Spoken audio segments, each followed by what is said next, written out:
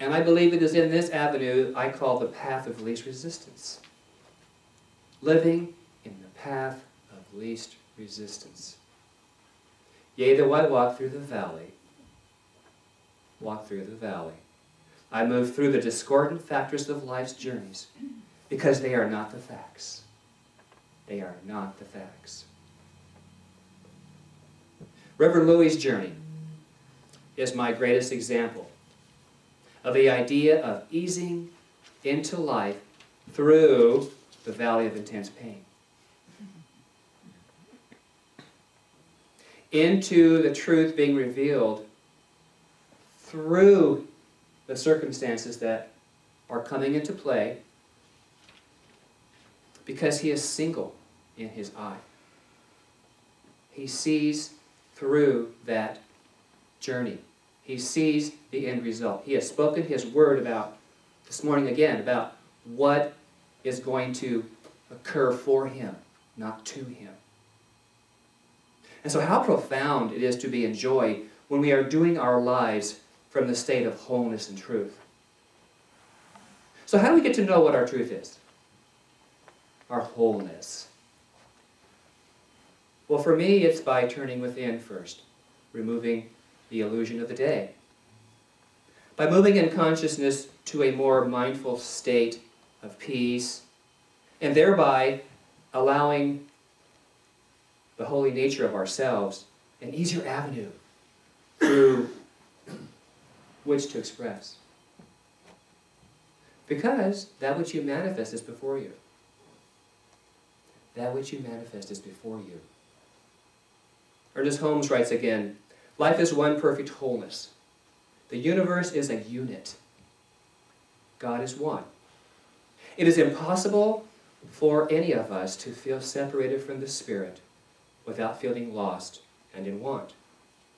This is why Jesus said he could do nothing of himself, but could only work as the current of divinity,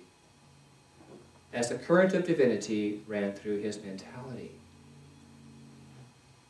Do you think Jesus had tendencies of religious science? Do you think he was maybe?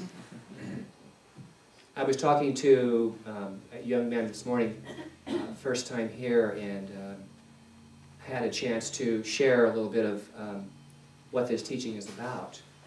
And it's a very basic teaching. It's done unto us as we believe. Always as we believe. Our life it shows up as we believe it to be. And we should recognize that in everyone without judgment. Let people do their life. They're on their path. We're each on our own path. And the biggest respect and love we can honor to someone, is to allow them to do that until they say, I want to change. And then we're given permission to step in, to assist.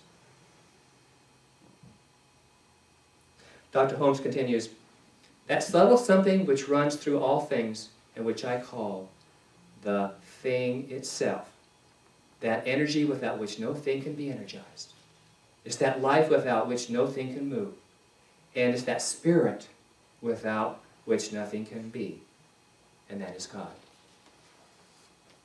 So it is only as we live in conscious union with the Spirit and consistently let it work through us that we really live.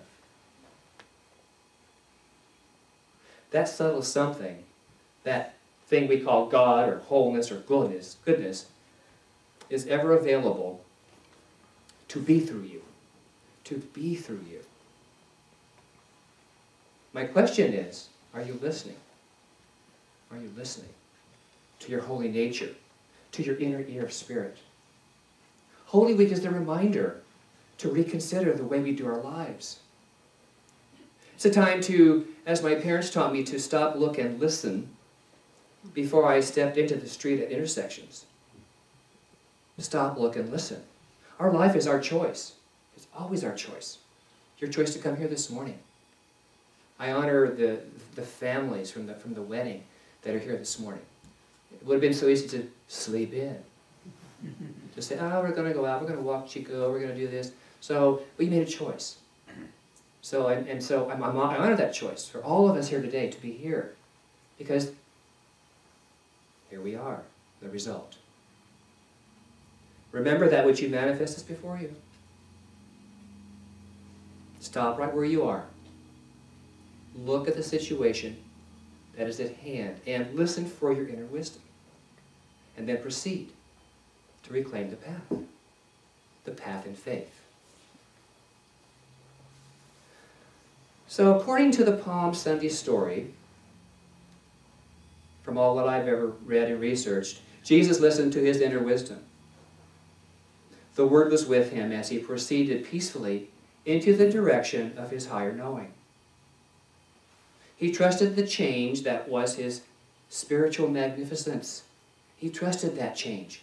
He knew, and because he knew, the way was made easy for him.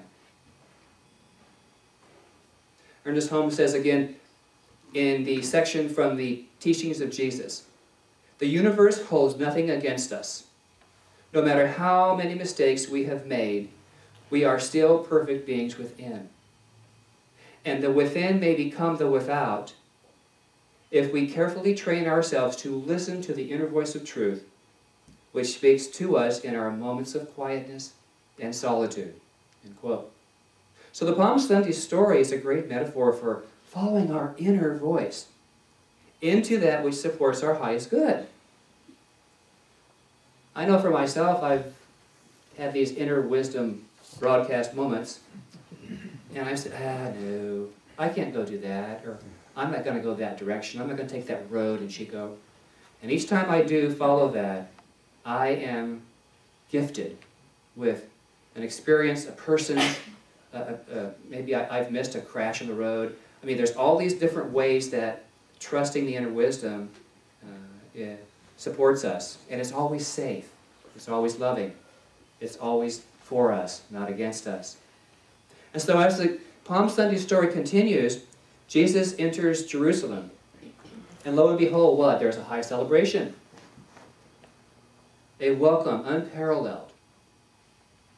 And all of these people, all of his followers, which I call his supportive thoughts and ideas, line the streets, which means they came into form, and lay down before him not only palm fronds, but also the very cloaks around their shoulders. They gave everything. All was given for the path. And so his path was made easy and clear. He was living into his spiritual destiny, his higher purpose. And he did so in the royal symbol of his day, on the back of a colt. Not a donkey, not a mule, not a horse. Colt. Do you know what a colt is? Okay, a colt is defined as a young male foal, one who is untried, not one of the ways of the world. Got that? A colt. Uninfluenced by the world. So that would be a pure idea. Pure. The message here, our truest beliefs and highest intentions outline our way, supporting us all along the path. So as we take that precious moment to listen to the inner voice of that spirit within us, I believe we allow the revealer of our truth to be heard. To be heard by the ears of our future experiences. Because as we listen, as we move into the experience, it's creating for us. I believe the way is made easy through the royal treatment of spirit. Love that, the royal treatment.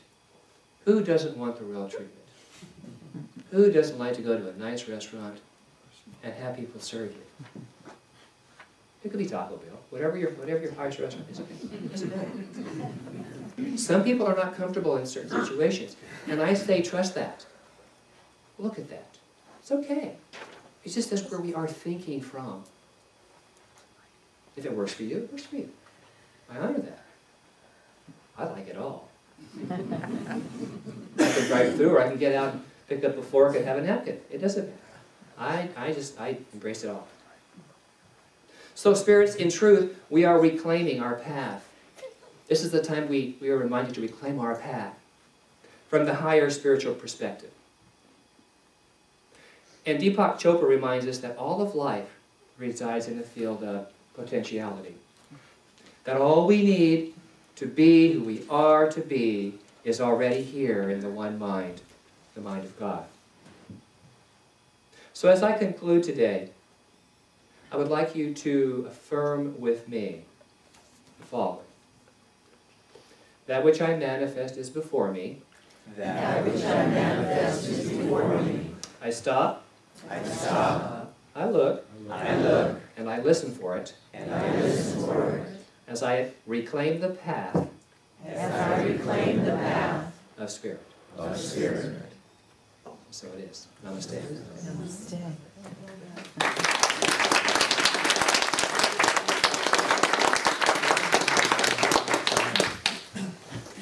And with the ushers, please come forward. Now is the time that